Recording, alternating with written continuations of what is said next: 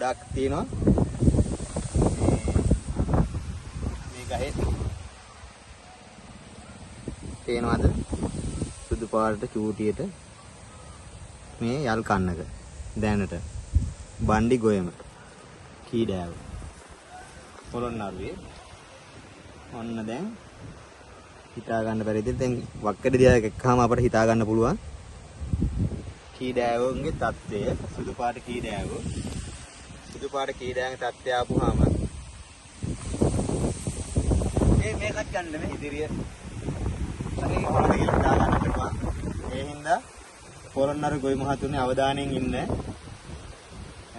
තත්ත්වය ලොකු වැස්සක් යන ගිහිල්ලා මේ බණ්ඩි කරා ඔය ඉන්න සතුටික හේදිලා යන්න ඉඩ තියෙනවා. නැත්නම් මේ වගේ අවදානම් තත්ත්වෙක තිබ්බොත් ඊඩාව හින්දා අපිට පරිමෝදනාශකයක් යොදන්න වෙනවා. සංස්ථානික තියෙනවා.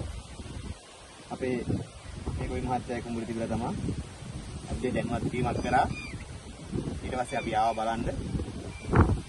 ඉතින් අනිත් ආයවල ගොවි මහතුන් අවදානයෙන් ඉන්න සංස්ථානික විනාශක විදියට මම වෙළඳ නාමය ගන්න කියනනම් චෙස් තියෙනවා කර්බික් තියෙනවා.